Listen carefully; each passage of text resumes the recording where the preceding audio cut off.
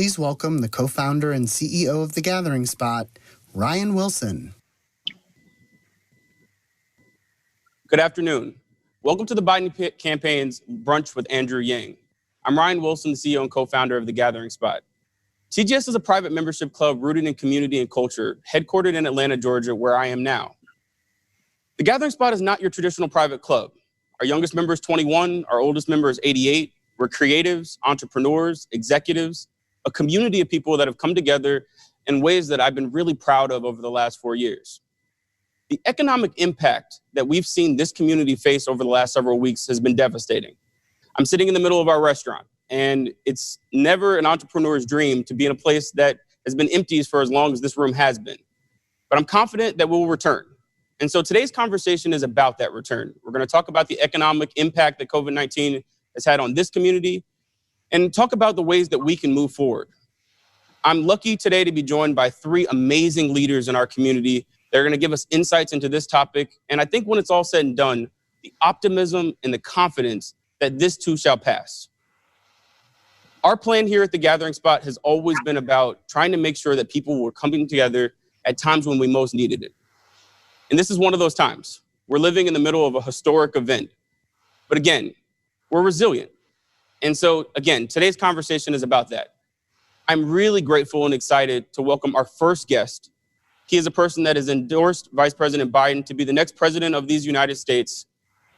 He's a former presidential candidate himself, a philanthropist, and the title that is most near and dear to my heart, a fellow entrepreneur.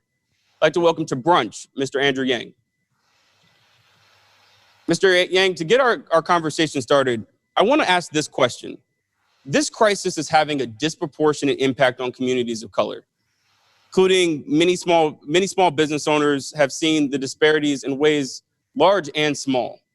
There's been systemic problems that have left the businesses undercapitalized, overly concentrated in the most affected areas, and getting less government aid. What specific plans can we create to make sure that these businesses survive the crisis? Well, thank you, Ryan. Thank you for the great work you do. I love entrepreneurs, and it breaks my heart what's happening to entrepreneurs around the country right now. I know it breaks Joe's heart, too. I'm a numbers guy, and you can't look at these numbers and help but be shocked. Where we're at 38.5 million jobs lost nationwide, and that's an undercount because many of the people that are working in our communities aren't able to file for unemployment. And that burden falls most heavily on small businesses, communities of color. If you look at who has been able to access the payment protection program for small business, quote unquote, small businesses, 90% of minority-owned businesses have not been able to access those billions of dollars. So Joe has very concrete plans to help balance it out. Those are my boys. That's one of the fun things about the quarantine. So Joe has really firm commitments to try and double or even more the level of resources that are going to minority-owned businesses. The Obama-Biden, very aptly named, the Obama-Biden small business tax credit, funding to CDFIs, which are our community development financial institutions that are awesome at actually finding businesses that need money in communities that aren't getting served by like the Wells Fargos of the world. I'm probably now like in trouble for making fun of Wells Fargo, but whatever. So the plan is to get money into communities where we'll actually reach our families and particularly small business owners. We have to do a lot more for small businesses. We have to face facts that many of the jobs that we've lost right now are not coming back. And that's like a very, very hard truth. But you're in Georgia, and Georgia has reopened.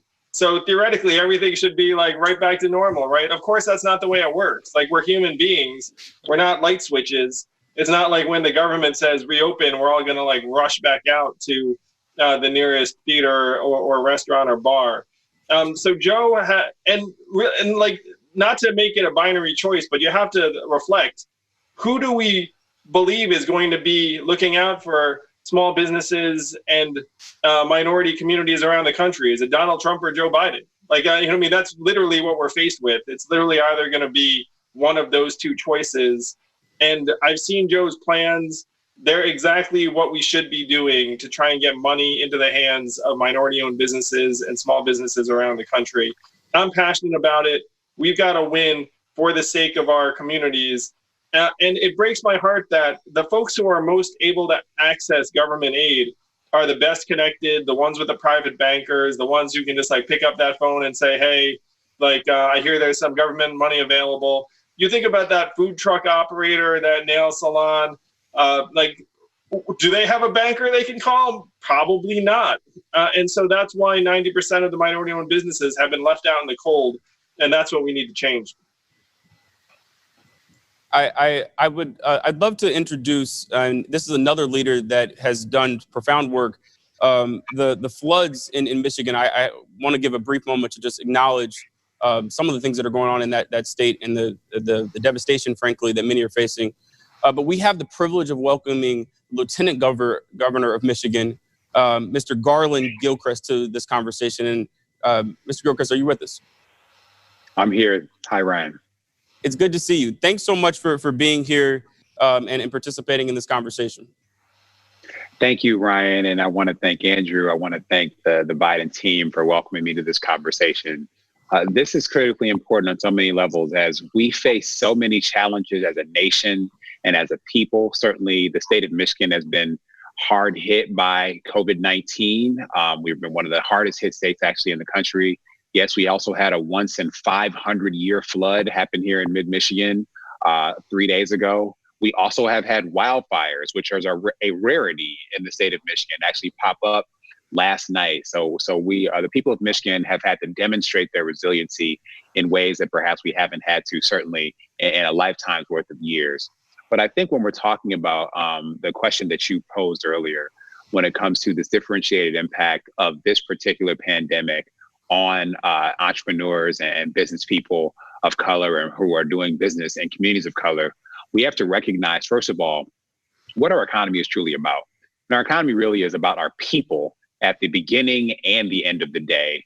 And the fact that people's confidence is really what drives this. And that's what drives the entrepreneurs to have the will and the determination to be confident that they can actually start a business. But we're going to need partners. Businesses need support. And that's not just support from one another. Need support from financial institutions that are willing to build relationship and not willing to only invest in relationships that they had before this pandemic. And that's what we saw from the Paycheck Protection Program. What we need to do is design economic policy that is truly responsive to the needs of community leaders and entrepreneurs, that recognizes that different people have different needs and different interests. Every entrepreneur of color does not have a lending relationship with a bank, but that's what that program is really based upon. But you might have a bank account or you might not. So we really need to think about instead being more responsive. And that starts with having business people of color at the table of decision making when we're deciding on economic policy. And if there's one thing I know about Vice President Biden, is that he knows how to bring people from diverse life experiences together to help decide and chart the best path forward. And that's why I'm so confident in his leadership, why I was proud to support him for President of the United States. We actually in Michigan had the privilege of having the last normal presidential campaign rally on March 9th. Of this spring, the day before actually we had our first confirmed coronavirus case here in the state of Michigan. So I'm proud to be here and participate. And this is an important conversation. And I've tried to take a leadership role in the state of Michigan to address this. And I'm looking forward to working with President Biden to do it for the long term. President Biden, that's a nice ring to it, Garland.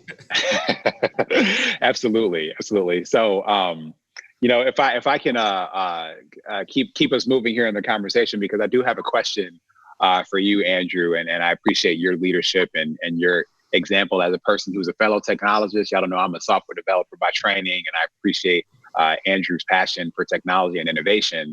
That's really where this next question comes from. As Lieutenant Governor and in the previous part of my career as a software entrepreneur myself, I spend a lot of time thinking about how technology and about how this innovative spirit can really help people in very practical and tangible ways. And I think in this pandemic response, we need to think about the opportunities presented by technology and just innovative thinking. So Andrew, I'm curious about your thoughts as to the ways that we can harness these two movements, these two big sets of ideas to solve the problems that people are facing right now. And the people who are working on the front lines of this pandemic, I'm talking about everybody from the bus driver, the nurse assistant, to the utility worker, to the grocery store worker, but also to those entrepreneurs who are struggling right now to determine whether there's going to be demand for their business or service again, and how can they move forward. You know, these stories are not often heard, but they are been laid bare now in a way that they've never been. And so I'm just curious, what do you think we can do, and how can we harness technology in this critical moment in our history? Well, thank you for your leadership in Michigan and beyond, Garland. And I love talking to government leaders who are technologists. To me, we have to focus on the immediate concerns, which are delivering PPE into the hands of our frontline workers. And there have been a lot of inefficiencies there. It's really upsetting, where instead of having a national procurement strategy and like an organized supply chain, it's been this massive competitive debacle where, Michigan and Louisiana and New York State are all like trying to bid for gear for their people. And then the federal government is outbidding various states in various ways. So that's the stuff that it's super upsetting and would never happen if you had real leadership in the White House. In terms of data and technology, if you look at what other countries are doing, in South Korea, you get alerts anytime there's someone in your vicinity that has confirmed COVID-19. And even a description of that person. Now, that's going to seem a little too far out for a lot of us. But when you talk about what entrepreneurs need, they need confidence. And right now, it's impossible to have confidence if you don't have information. One of the things that we're struggling with is like a real deficit of trust, where I think many, many Americans would feel more inclined to give their data to Google or Facebook in terms of organizing who's where and like who might have COVID-19 than the government. And so we're late years behind a place like South Korea in terms of being able to provide citizens the assurance that we know what's going on where you are, and if you go to the market or to the mall or wherever, you're going to be fine. So that's the missing piece, and a lot of that data can come from testing. So it's all tied together. It's like in order for technology to really do its work, we need better information. And to get better information, we need better testing. And to get better testing, we need protected healthcare workers. We need PPE. So it's all like a chain. And unfortunately, this president has fallen short in delivering even the basics that would enable us to benefit from some of the technologies that we should be using. Andrew, I appreciate that. And I want to acknowledge here for folks in this conversation, Andrew has been a leader in working to help deliver PPE to different parts of the country. And he actually conspired to help us get some PPE to some frontline workers here in the city of Detroit, where I'm speaking with you from right now. So I appreciate that. I just want to lift up one more point on data and information and why it's so critical.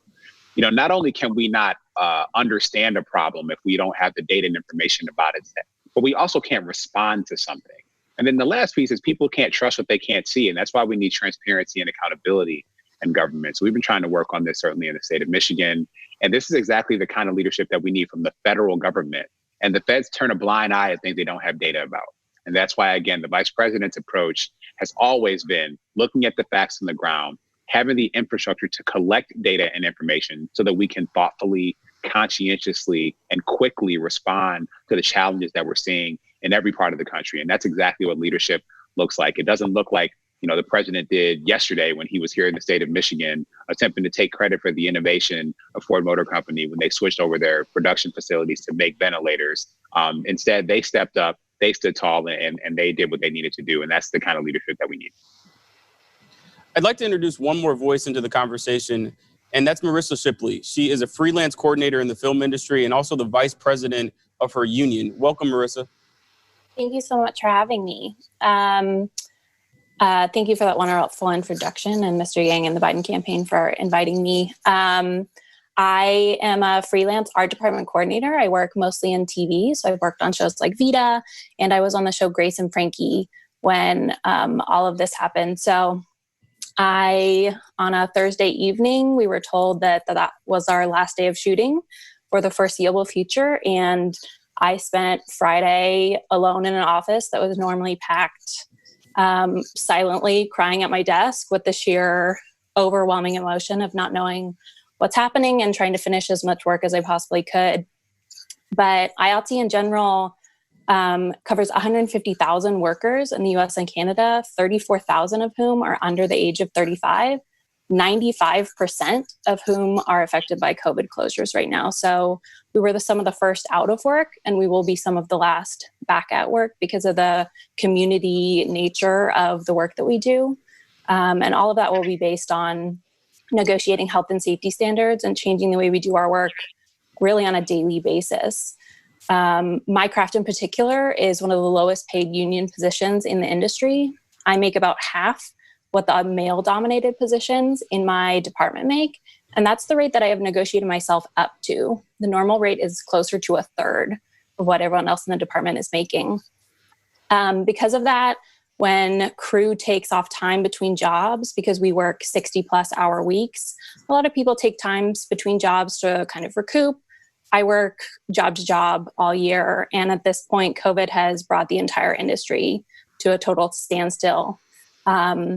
And it's been interesting to watch people turn to the arts as a comfort and escape in this time, while so many of us who are the fuel to getting those things made are struggling to make ends meet. I'm fortunate that I have savings and I have a family who supports me, but a November 2019 survey of Hollywood support staffers by the advocacy group Pay Up Hollywood found that 2/3 of respondents working as assistants in Hollywood were having to work a second job to make ends meet. And those jobs were delivery jobs and rideshare and food industry jobs that are also heavily affected right now.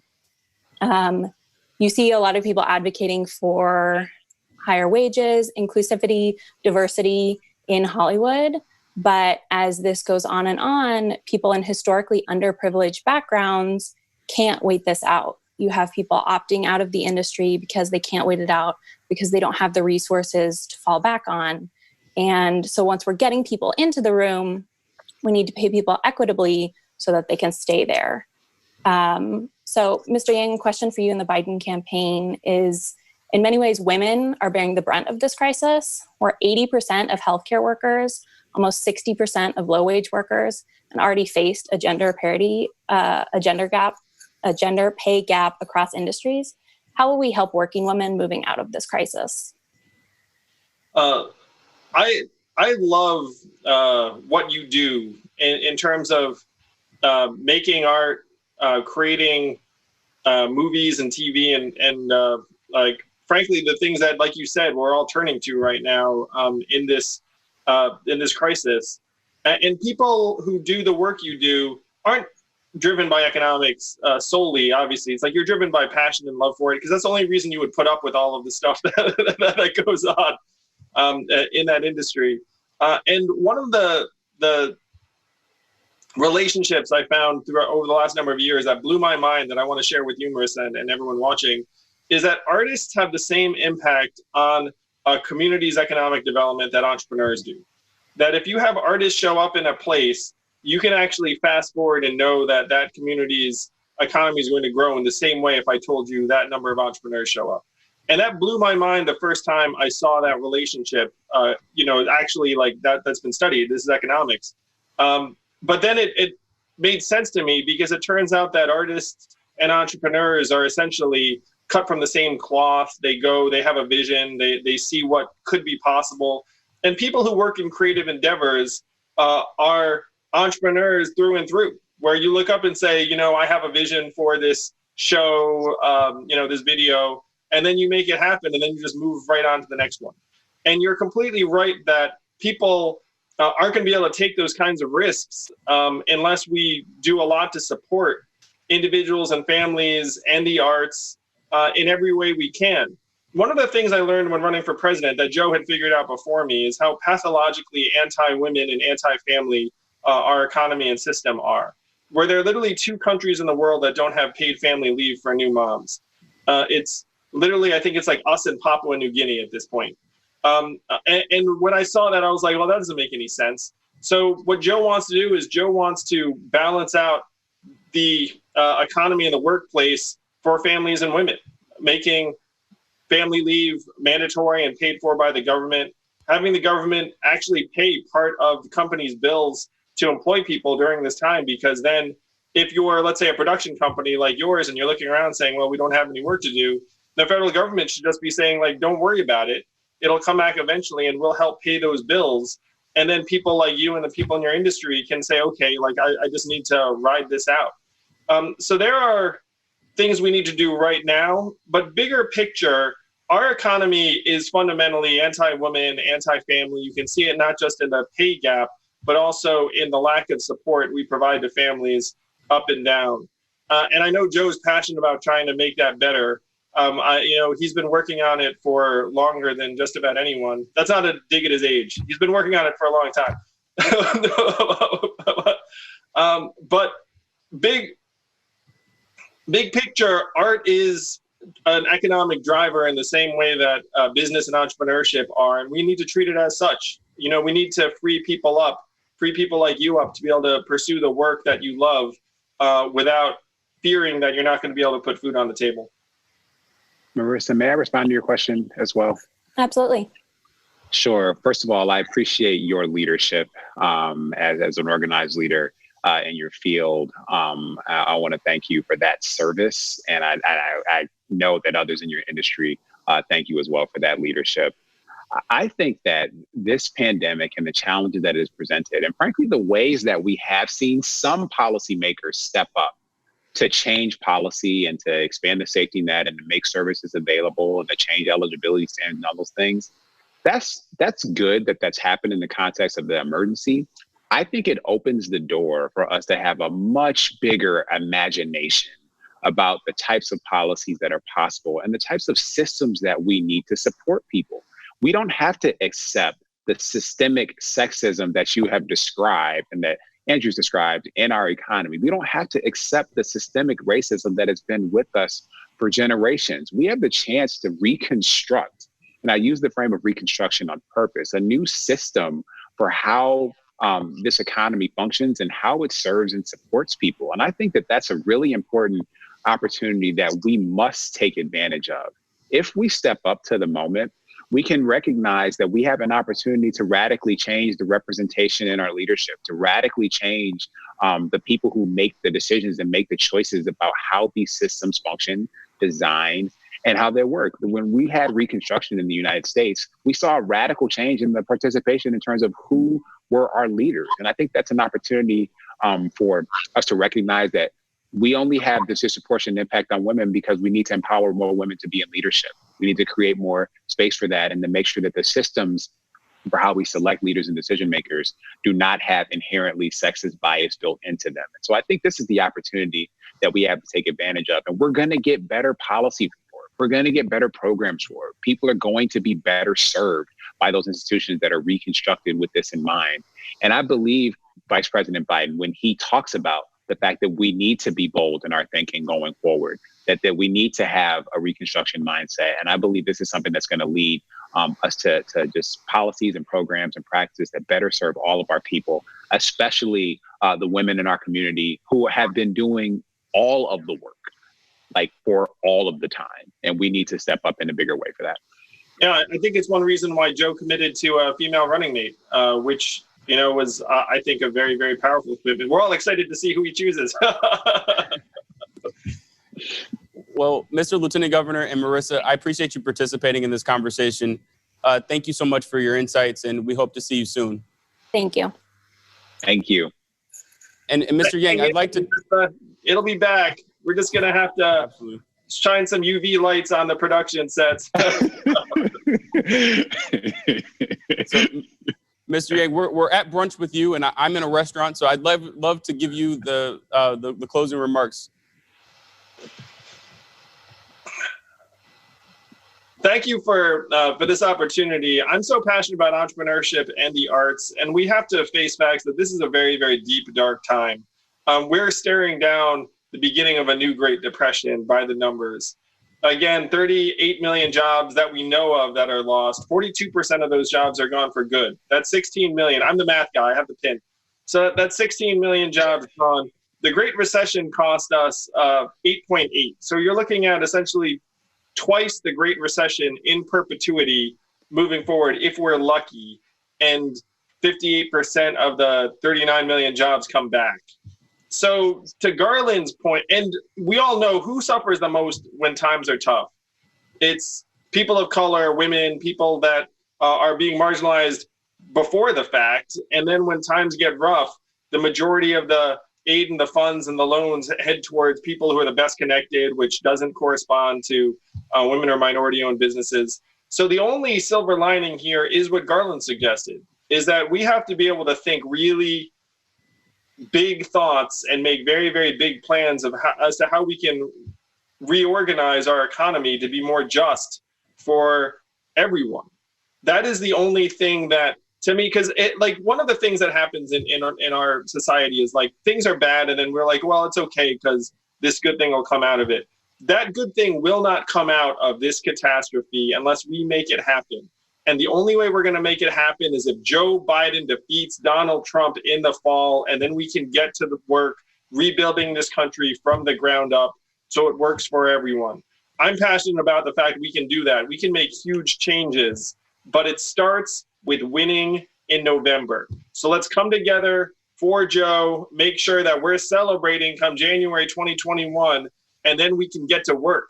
So thank you all so much for everything you do. We have to make your work easier. Like Marissa, Garland, Ryan, I mean, everything you guys are doing, like I appreciate it so much. And I know what you're up against. After Joe's president, we're going to have a lot more help for each of you. And let's get it done. I think that's a great closing message. And I thank you for your participation today. Thank you for everyone that watched.